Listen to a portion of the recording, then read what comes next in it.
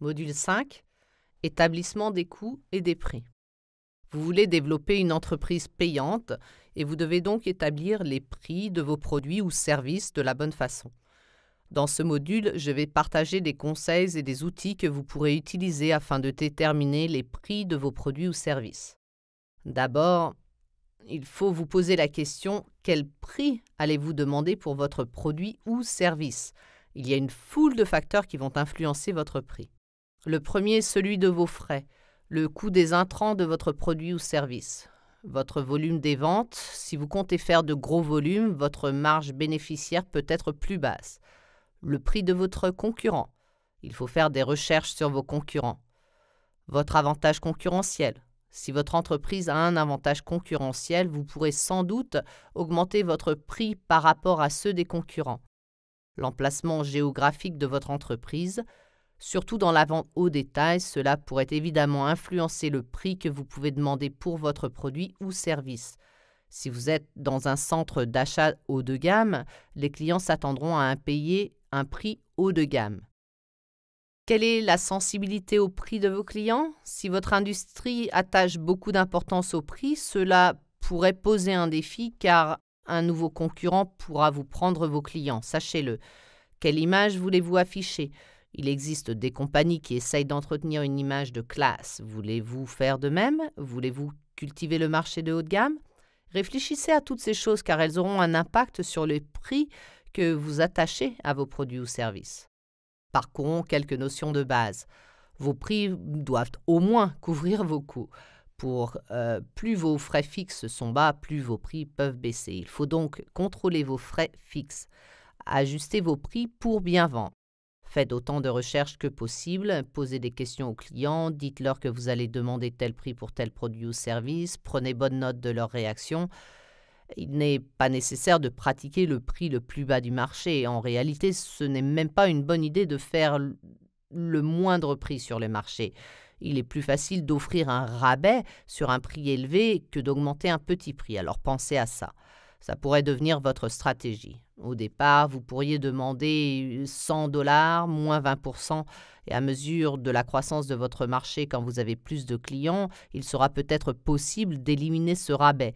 Augmenter un prix, par exemple, et en revanche, peut devenir un défi majeur, surtout dans cette économie. Voici d'autres notions de base. Pour établir le prix de vos produits ou services, il faut comprendre la notion de marge bénéficiaire brute. J'ai parcouru la formule ici sur mon ordinateur. Voici comment on calcule la marge brute. Votre prix de vente moins votre prix coûtant divisé par votre prix de vente pour arriver à un pourcentage.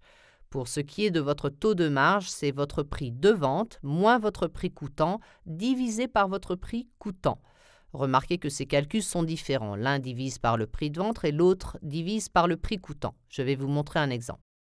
Tout d'abord, un exemple de marge bénéficiaire brute. Disons que vous vendez votre prix $100. Il vous a coûté $50. Alors le prix de vente de 100 moins le prix coûtant de 50 divisé par le prix de vente fait 50%. Votre marge bénéficiaire brute pour ce produit est de 50%. Puis vous avez le taux de marge. Votre prix de vente est de $100 moins votre prix coûtant de $50 divisé par votre prix coûtant de $50, ce qui vous donne 100%. Vous remarquerez que ces deux pourcentages ne sont pas les mêmes. Votre marge bénéficiaire brute est de 50% et votre taux de marge est de 100%. Il ne faut pas les confondre car beaucoup de propriétaires de petites entreprises font cette erreur. Commençons par une entreprise de prestation de services. Je vous encourage à faire cet exercice même si vous n'êtes pas prestataire de services parce qu'il vous apprendra à établir le prix des produits et services si vous avez à le faire dans l'avenir. En premier lieu, il faut déterminer vos dépenses d'exploitation mensuelles. Combien vous coûte le fonctionnement de votre affaire chaque mois, loyer, téléphone, service public et ainsi de suite. N'oubliez pas d'inclure un salaire dans vos calculs. Une fois que vous avez fait tout cela et que vous avez tout noté par écrit, tout entré dans une feuille de calcul, calculez toutes vos heures facturables pour le mois. Il faut savoir le nombre d'heures que vous pouvez facturer et vous devez tenir compte des transports et de la tenue des livres, de la comptabilité, de toutes les autres tâches à accomplir. Calculez le coût horaire. Une fois que vous savez le montant de vos frais d'exploitation et le total de vos heures facturables par mois, vous pouvez calculer votre coût horaire. Et je vais vous montrer cela tantôt. Faites des recherches sur les prix pratiqués par vos concurrents. Nous avons déjà parlé de cela dans le programme, mais il importe vraiment que vous le fassiez. Vous devez savoir combien coûtent les produits ou les services similaires qui sont chez vos concurrents clés. Une fois que vous avez fait ces recherches, allez de l'avant en fixant un prix compétitif pour vos produits ou services, tout en sachant que le bon prix vous permettra de développer une affaire payante. Faisons donc cet exercice. J'ai pris note de certaines dépenses ici, ainsi que d'autres chiffres. Je veux que vous calculiez vos propres dépenses. Incluez donc chacune des dépenses que j'ai énumérées ici, et si vous en avez d'autres, ajoutez des lignes à la feuille de calcul. N'oubliez pas que vous aurez accès à ce modèle après avoir terminé le module. Honoraires comptables, $250. Publicité, $500. Frais bancaires, $45. Salaire du propriétaire, $3000. Électricité, $120. Internet, $100. Salaire des employés, $4000. Petite caisse, assurance, loyer, papeterie, téléphone fixe et cellulaire, amortissement des équipements que vous obtiendrez auprès de votre comptable, ainsi que des intérêts sur prêts bancaires. Vous devez donc énumérer absolument toutes vos dépenses prévisionnelles et les entrer dans votre feuille de calcul. Dans cet exemple, vous verrez que le total des frais fixes ou le total des dépenses d'exploitation de cette entreprise s'élève à $10 585 par mois. La prochaine chose à faire maintenant est d'entrer le nombre d'heures que vous pensez facturer. Voyons un exemple. Pour être réaliste, une entreprise peut facturer environ 5 heures par jour parce que beaucoup de temps est passé au volant d'une voiture à faire des recherches, à faire des tâches administratives et ainsi de suite. Supposons donc que pour cette entreprise, nous avons 5 heures par jour, 5 jours par semaine et 4 semaines par mois. 5 x 5 égale 25, x 4 égale 100 heures. Entrons donc 100 heures dans ce modèle pour donner le taux mensuel. Voilà. Alors, dans le cas de ce mois, pour couvrir les frais fixes, il faut demander au moins $105,85 de l'heure si on vend 100 heures au cours de ce mois. Vous travaillez bien sûr pour faire des bénéfices et vous allez donc demander plus de $105 par heure. Supposons que le prix moyen du marché pour ce service soit de $150 de l'heure. N'oubliez pas que vous allez faire vos propres recherches afin de savoir et de connaître bien le chiffre exact pour votre secteur. Disons que vous décidez que la moyenne du secteur est de $150. Peut-être que vous pourriez vous lancer au prix de $145 de l'heure. Cela vous permettra de calculer exactement combien d'heures vous devez facturer chaque mois pour survivre dans le secteur. Un chiffre très utile. Cela vous permettra aussi de décider s'il s'agit d'une possibilité viable.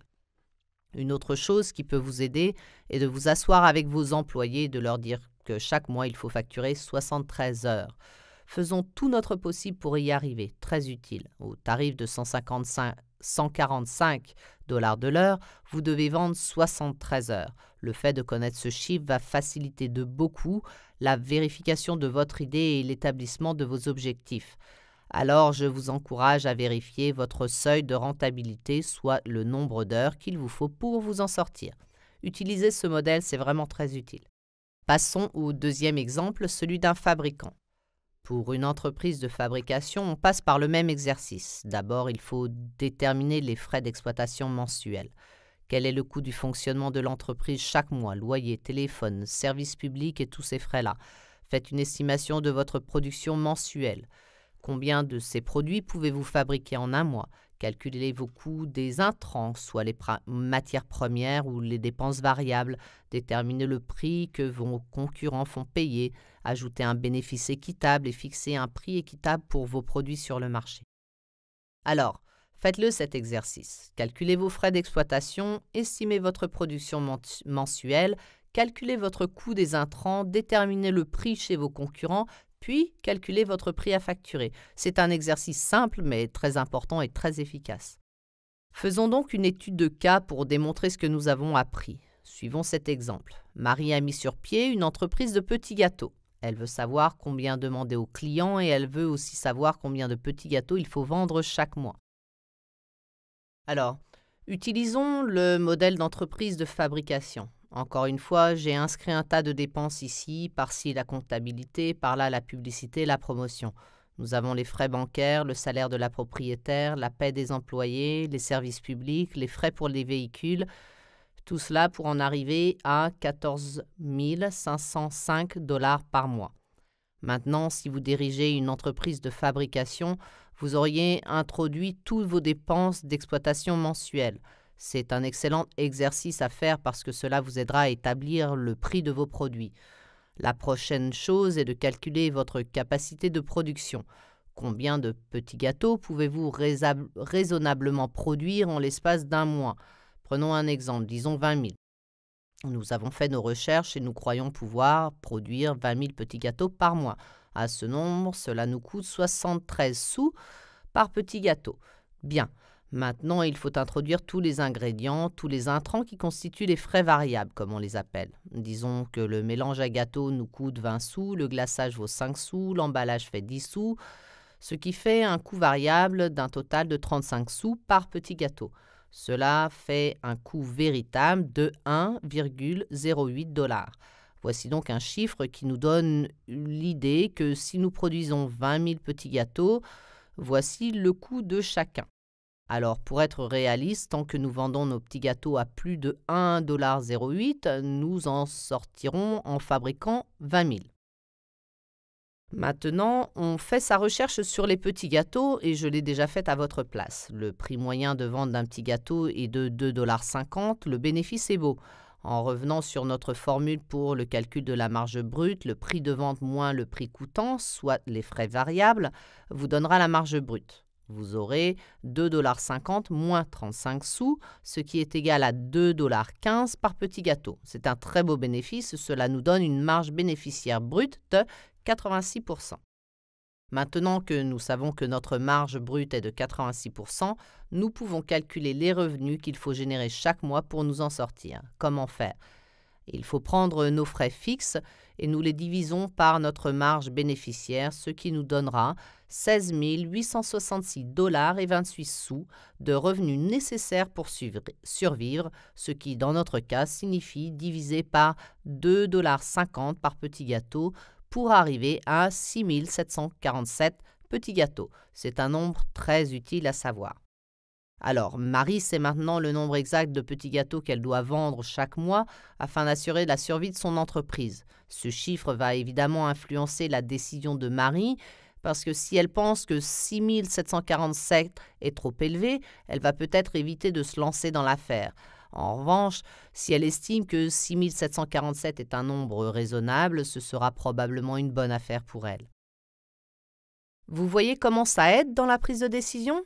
Je vous incite donc à calculer précisément le nombre de petits gâteaux, s'il s'agit bien de petits gâteaux, qu'il vous faudra vendre chaque mois avant de mettre votre entreprise sur pied. Jetons un coup d'œil maintenant sur la vente au détail, un domaine très compétitif. Dans le détail, il faut savoir et bien connaître le coût de votre produit. Et cela est vrai autant pour la vente en magasin que la vente en ligne. Alors sachez exactement le coût de votre produit arrivé dans votre magasin. Calculez vos frais d'exploitation mensuels. Il faut savoir précisément combien il vous coûte de maintenir cette entreprise chaque mois, c'est-à-dire tous les frais fixes. Faites vos recherches sur les prix des concurrents. Alors allez-y, faites les recherches et sachez combien vos concurrents les plus forts demandent à leurs clients. Avez-vous créé une liste, comme nous avons mentionné plus tôt en matière d'études de marché? Il vous faut connaître également votre marge bénéficiaire brute. Il existe une moyenne pour la plupart des secteurs du détail. Renseignez-vous donc bien auprès de votre comptable et faites des recherches en ligne afin d'identifier la marge bénéficiaire idéale pour votre secteur. Fixez un prix équitable pour vos produits et si vous faites cela, vous allez vous en sortir. Alors, nous allons nous attaquer à un autre petit exercice, une petite étude de cas.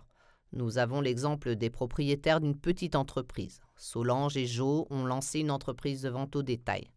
Trouvons-leur une marge bénéficiaire équitable pour leur affaire, c'est-à-dire quel chiffre de vente leur faut-il faire par mois afin qu'ils s'en sortent bien. Ce chiffre va évidemment influencer leur décision et s'ils voient que le seuil de rentabilité est trop élevé, il se peut qu'ils ne se lancent pas dans cette affaire ou bien qu'ils décident de réduire leurs frais d'exploitation. Alors, prenons cet exemple. Encore une fois, j'ai entré plusieurs dépenses d'affaires. Nous avons des frais comptables, frais de publicité, frais bancaires, tous les frais qu'on voit d'habitude. N'oubliez pas, s'il s'agit de votre entreprise, il faut noter toutes vos dépenses, d'accord? Dans ce cas, les frais généraux s'élèvent chaque mois à 12 835 $. C'est le chiffre qu'ils doivent couvrir chaque mois afin d'assurer la survie de l'entreprise. 12 835. Disons que dans leur affaire, la marge bénéficiaire brute est de 60% en moyenne. Ce tableau leur dira qu'il faut encaisser 21 391 $ et 67 sous par mois afin de couvrir tous les frais. C'est donc un chiffre très utile à savoir. Vous allez apprendre en tant que propriétaire d'entreprise que plus votre marge bénéficiaire brute est élevée, moins vous avez besoin de générer de ventes. Alors pensez à cela lorsque vous établissez les prix de vos produits ou services.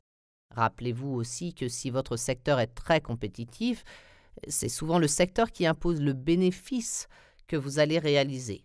Compris? Parce que c'est très compétitif, les gens connaissent les prix, il faut être au courant de cela.